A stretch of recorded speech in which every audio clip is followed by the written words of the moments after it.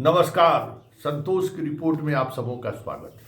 भाई देखिए, विकास विरोधी आदमी नहीं है और ना ही हमारा आदत है खोचारा करने का। पत्रकार हैं, पत्रकारिता की नज़र से चीज़ों को देखते हैं और उस दौरान सरकार और सत्ता का इतिहास क्या रहा है ये भी खंगालते हैं। कितना स्मार्ट सिटी बना बिहार में भाई, खाली प्यार वाला एगो सिंबल लगा के सेल्फी जोन बना के, यही ना स्मार्ट सिटी बना है। जब पटना स्मार्ट सिटी नहीं बन सका तो बाकी स्मार्ट सिटी की तो बात छोड़ दीजिए। चले हैं सैटेलाइट सिटी बनाने के लिए। बहुत झोल है भाई। हम कह रहे थे ना, अल्लाह हंगामा किए तो प्रेस कॉन्फ्रेंस किया है और उस प्रेस कॉन्फ्रेंस में भी आधी अधूरी जानकारी इसने दिया है। सोच समझ लीजिए कि सरकार का नीयत क्या है। सैटेलाइट सिटी बनने जा रहा है, पहले स्मार्ट सिटी का क्या हाल हुआ सो आपके सामने है। ये वही सरकार है ना स्मार्ट सिटी वाला। जितना सांसद गोद लिया गांव का, उस गांव का क्या हाल है। मतलब जो सरकार कह रही है उस सरकार का पास्ट क्या है, इस पर जरा गौर फरमा लीजिए। और ये तो छोटे स्तर पर मामला था, ये तो बहुत बड़े स्तर पर मामला है और हजारों नहीं लाखों लोग किसान इससे प्रभावित होने वाले हैं। देखिए, सरकार का कोई प्लानिंग नहीं है। कल के प्रेस कॉन्फ्रेंस में कई ऐसे सवाल थे जिसका इन्होंने जवाब नहीं दिया और ये देखिए, ये बहुत बड़ा फसाद का जड़ बनने वाला है ये। क्योंकि ये जिस तरीके से ये लोग घर बैठे पुल का निर्माण कर देते हैं स्केच, उसी तरीके से सैटेलाइट सिटी को लेकर जिस इलाके का चयन इसने किया है, उस इलाके में जाकर न लोगों से मिला है और ना ही उस इलाके का डेमोग्राफी क्या है इसकी जानकारी इन्होंने ली है। हम दावे के साथ कर रहे हैं। सम्राट चौधरी जी, आप इसको पता करवा लीजिए। ये जो नगर विकास विनय कुमार जो बोल रहे हैं, कहीं इनका विभाग का आदमी नहीं गया है। हम ये दावे के साथ, पटना और दरभंगा दो जहां आप सिटी बनाने जा रहे हैं सैटेलाइट सिटी, और जिस इलाके का चयन हुआ है वो देख लीजिए। बागमती, कोसी नहीं, बागमती और अधवारा समूह का जो कह सकते हैं कि जल निकासी का जो रास्ता है, उसी निकासी को ये लोग पटना दरभंगा सदर और क्योटी और उस इलाके का इन्होंने चयन किया है। जब भी बाढ़ आता है तो वो इलाका डूब जाता है और कहता है कि बाढ़ प्रभावित इलाके को छोड़ के ले रहे। अब पटना के जिस पुनपुन और मसौढ़ी के इलाका में लिए हैं, जाकर देख लीजिए। जब गंगा उफान पर आती है, सोन उफान पर आती है, सारा इलाका डूब जाता है। घर बैठे ही लोग सैटेलाइट सिटी का जो है सो नक्शा बना लिया। पटना वाले तो जानते ही, हम दरभंगा में दरभंगा जानते हैं, बाकी शहरों की हम बात नहीं कर रहे। तो प्लानिंग क्या है, जरा इनका बात सुन लीजिए। पहला इनका सुन लीजिए, प्लानिंग इनका क्या है, कैसे अधिग्रहण करेंगे। टाउनशिप बनने हैं वो काफी प्लान बनने हैं। प्लान टाउनशिप का मतलब है कि ना केवल वहां पर रेजिडेंशियल और कमर्शियल प्रॉपर्टीज होंगी, बल्कि एक मुख्य आर्थिक गतिविधि भी केंद्र में होगा, जो 11 टाउनशिप्स हैं। और इसलिए सिर्फ टाउनशिप का विकास ही नहीं होगा, वहां पर जो इकोनॉमी है उसको एक स्ट्रक्चरल शिफ्ट मिलेगा। जो कृषि आधारित इकोनॉमी है उसकी जगह पर वहां पर सेकेंडरी और टर्सरी सेक्टर्स के जो जॉब्स हैं उनकी अपॉर्चुनिटीज बढ़ेगी। उस क्षेत्र के लोगों के लिए रोजगार बढ़ेंगे और आमतौर पर जब स्ट्रक्चरल इकोनॉमिक शिफ्ट होता है तो फिर प्रति व्यक्ति आय में भी वृद्धि होती है। दूसरी बड़ी बात है कि हम इस यात्रा में किसी को छोड़ नहीं रहे। तो सबसे पहली कोशिश हमारी होगी कि हर किसान जिसकी जमीन टाउनशिप्स के लिए आ रही, उनमें से किसी को भी भूमिहीन नहीं होना पड़े। आमतौर पर जब लैंड एक्विजिशन हम करते हैं तो किसानों की लगभग पूरी जमीन चली जाती है और जो वहां पर आर्थिक संरचना तैयार होती है उसका सीधे सीधे उनको कोई लाभ मिलता नहीं और यह शिकायत प्राय रहती है। हम नए टाउनशिप्स का विकास लैंड पूलिंग के माध्यम से मोस्टली करना चाहते हैं। आप जानते हैं कि बिहार में जो BUPT एक्ट है उसके तहत टाउन प्लानिंग स्कीम लागू करने का प्रावधान। तो टाउन प्लानिंग स्कीम का उसकी मुख्य बातें वो ये हैं कि सबसे पहले हम एक प्रारूप प्रकाशित करेंगे एक टाउन प्लानिंग स्कीम की मैप के साथ। और समाचार पत्रों में उसका प्रकाशन होगा और एक पूरा लीगल फ्रेमवर्क, उस प्रारूप प्रकाशन में हम आपत्तियां भी मांगते हैं और सहमति भी मांगते हैं कि जब टाउन प्लानिंग स्कीम में किसान अपनी जमीन देंगे तो कम से कम 55% जमीन हम उनको वापस करेंगे डेवलप करके। अभी क्या हो रहा है कि जो गांव या शहर बसते हैं, बेतरतीब बसते हैं, तो किसी को सड़क मिलती है, किसी को नहीं मिलती, कहीं तक बिजली का खंभा जाता, कहीं नहीं जाता, कहीं नाली बनती, कहीं नहीं बनती। तो बेसिकली अभी जो है एक किस्मत जैसी, लॉटरी जैसी चीज होती है कि अगर आपकी जमीन सड़क के किनारे है तो आपकी जमीन की कीमत बहुत होगी, आपकी जमीन अगर पीछे है तो उसकी कीमत नहीं होगी। टाउन प्लानिंग स्कीम में जब लैंड पूलिंग होगी तो हम इस लॉटरी सिस्टम को या किस्मत को खत्म कर रहे हैं। हर एक प्लॉट के साथ सड़क, ड्रेनेज, सीवरेज और बिजली के कनेक्शन कंपल्सरली दिए जाएंगे। साथ ही जब डेवलप प्लॉट होगा तो उसका 55% उसी भूमि मालिक को लौटाया जाएगा जिसकी जमीन ली गई है। मोटे तौर पर, आम तौर पर जमीन की जो दरें बढ़ती हैं ऐसे इलाकों में जहां पर हमारे टाउनशिप प्लान आ रहे हैं, तो जमीन की कीमत लगभग 7-8 गुना हुई है पिछले 4-5 वर्षों में। हम जब सैटेलाइट सिटी बसा रहे हैं तो कम से कम जमीन की कीमत 10 गुना से ज्यादा होगी। अगर आज किसी की जमीन 1 लाख रुपए की है और अगर हम लैंड एक्विजिशन में लेते हैं तो आमतौर पर 4 लाख रुपए उसको देते हैं। कुछ और भी उनके साथ सुविधाएं हैं।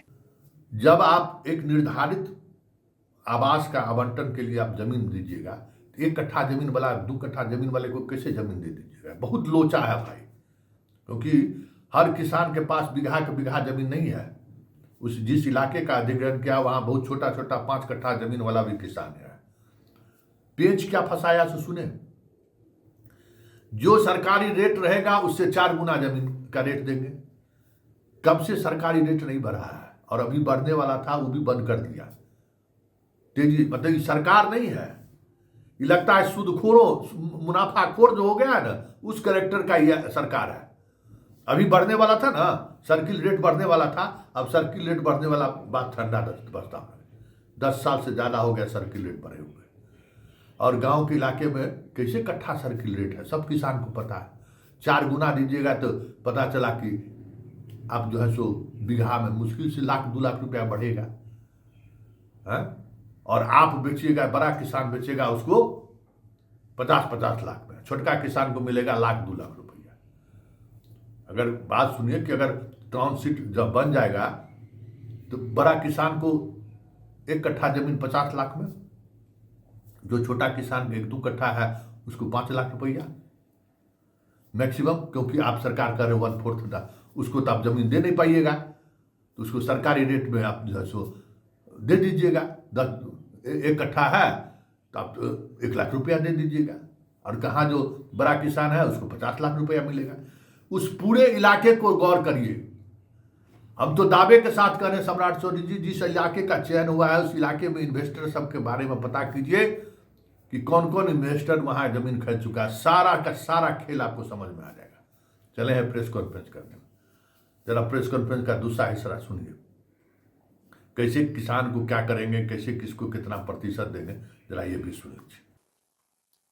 तो अगर 1 लाख की कोई जमीन है, आज हम लैंड एक्विजिशन में 4 लाख देंगे, तो अगर हम लैंड पूलिंग करते हैं तो जमीन की कीमत 10 लाख मान लेते हैं, तो 10 लाख में हम 55% वापस लौटाएंगे, तो 5.5 लाख रुपए का सीधा सीधा भुगतान किसानों को होगा। प्लस उनको वो लैंड मिलेगी जो डेवलप्ड है, वो क्षेत्र मिलेगा जहाँ ग्रीन एरिया है, जहाँ बिजनेस एरियाज हैं, जहाँ पर इकोनॉमिक एक्टिविटीज है, वो पूरा शहर प्लान उनको मिलेगा।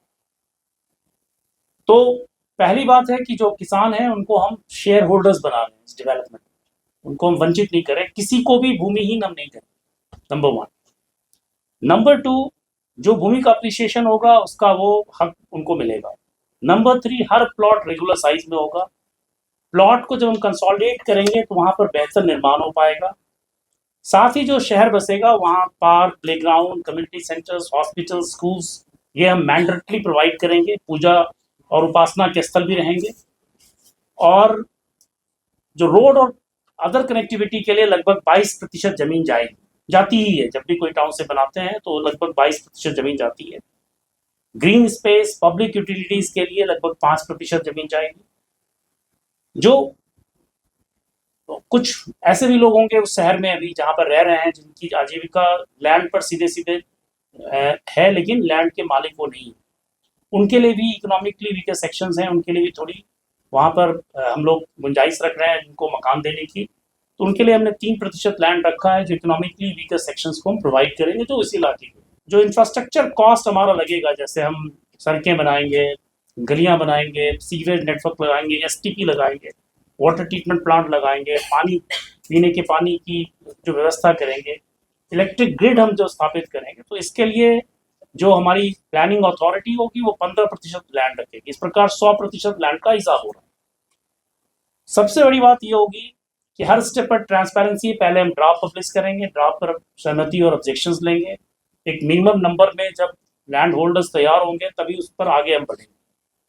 और इसकी देखरेख करने के लिए जिला पदाधिकारी की अध्यक्षता में एक समिति है। इसमें एक लीगल फ्रेमवर्क है, एक ट्राइब्यूनल होगा। अगर उस किसी को किसी प्रकार का विवाद होता है या कोई शिकायत रह जाती है तो ट्राइब्यूनल है, उसके बाद एक अपील का सिस्टम है। तो ये पूरी की पूरी व्यवस्था लीगल फ्रेमवर्क में, ऐसा नहीं है कि हम कुछ भी करने जा रहे हैं और लोगों को पता नहीं हो। समाचार पत्रों में इसका पूरा प्रकाशन होगा, लैंड का डिटेल, लैंड देने वालों का डिटेल, सब कुछ होगा। जो हम इंफ्रास्ट्रक्चर बनाएंगे उसमें उनका समूह का जो भूमि धारक होंगे उनका समूह हम बनाएंगे और उनके साथ बैठकर हम प्लान करेंगे कि किस तरह से वहां पर इंफ्रास्ट्रक्चर डेवलप हो। सुन लिए बढ़िया इस तरीके से। अब जरा इसकी बात को सुनिए कि हम बहुत मेहनत किए हैं, सब कुछ हम देख के, कहीं बाढ़ प्रभावित इलाका नहीं है, हम ठोक ठका के लिए हैं। मिस्टर सचिव, प्रधान सचिव नगर विकास विभाग, आप मेरे साथ चलिए। पटना और दरभंगा के जिस इलाके को आपने नोटिफाई किया है कि जहां रजिस्ट्री नहीं होगा, आप वहां के लोगों से जाकर बात करिए। हर बाढ़ में उस इलाके में पानी घुस जाता है, हर बाढ़ में। कल्पना नहीं कर सकते कि कितना पानी रहता है। वो दरभंगा का तो वो इलाका जो है, वो इलाका तो समझ जाए कि ऐसा इलाका है जिसमें कहता है ना कि चूहा भी पेशाब करता है तो इलाका भर जाता है। वो नेपाल से निकलने वाली तमाम अधवारा समूह की जितने भी नदियां हैं, सतभैया हम लोग कहते हैं, 7 गो बहिन है, उसका किर्रा स्थल है। वो खेलते रहती है भर बरसात, हर बाढ़ के मौसम में। आप वहां पर बनाने जा रहे हैं, क्योंकि का वो इलाका आप देख लीजिए, दरभंगा सदर का वो इलाका देख लीजिए। अरे दरभंगा टाउन जब बाढ़ से नहीं बच पाता है तो आप चले हैं वहां बरसाने के लिए। ये जो आप करें, हमने अध्ययन किया है, ये 100% जिस एजेंसी से आपने अध्ययन कराया है वो आपका आंख में धूल झोंका है। ये बाढ़ प्रभावित वो इलाका है जहां थोड़ी भी बारिश होती है ना तो पूरा पानी जाम हो जाता है। और क्या चाहते हैं कि इसको घेर के फिर आगे का इलाका डुबा दें, और यही होगा ना। जो इलाका अभी डूब रहा है उसका ऊंचाई हम बढ़ा देंगे तो ये इलाका नहीं डूबेगा, उसके पीछे वाला इलाका डूबेगा। जो स्वतः ड्रेनेज सिस्टम है, जो स्वतः निकलने वाली चीज है, उन पर क्यों रोक लगा रहे हैं। सुनिए क्या कह रहे हैं। बाढ़ प्रभावित इलाके कितना बढ़िया से हम तैयारी की है। ये योजना बहुत ही अच्छी योजना है, डेवलपमेंट को लेकर एक अच्छा नजरिया है, लेकिन उसके लिए जो कमिटमेंट चाहिए, उसके लिए जो ईमानदार प्रयास चाहिए, और उसके लिए जिस तरीके का जज्बा चाहिए, न वैसा कोई नेता दिख रहा है और ना ही कोई पदाधिकारी दिख रहा है। इसलिए हम बार बार कहते हैं कि इस सैटेलाइट सिटी के आड़ में बिहार के किसानों के साथ छल होने वाला है, सावधान हो जाइए। एक्सटेंसिव रिसर्च के बाद ऐसे एरियाज को चुना है जहां फ्लड की शिकायत कम से कम हो, खुली हुई जगह उपलब्ध हो, जहां पर अभी वहां के जो निकटवर्ती शहर है वहां से जाने में आधे घंटे का टाइम हो। जो राष्ट्रीय बहुत सारी परियोजनाएं आ रही हैं, हाई स्पीड कॉरिडोर्स की, एक्सेस कंट्रोल हाईवेज की, एक्सप्रेसवेज की, उसको हम लीवरेज करें। साथ ही जो राज्य सरकार की अपनी योजनाएं हैं उसको भी हम लोग लीवरेज करें और उसको इस तरह से हम बनाएं कि हर एक सैटेलाइट सिटी के साथ एक मजबूत आर्थिक बुनियाद हो। राज्य सरकार की तरफ से मैं आश्वस्त करूंगा कि इसमें पूरी ट्रांसपेरेंसी होगी, फेयरनेस होगा, किसी प्रकार की इंजस्टिस के साथ नहीं होगी। हम कुछ भी करेंगे वो लीगली साउंड फ्रेमवर्क में करेंगे।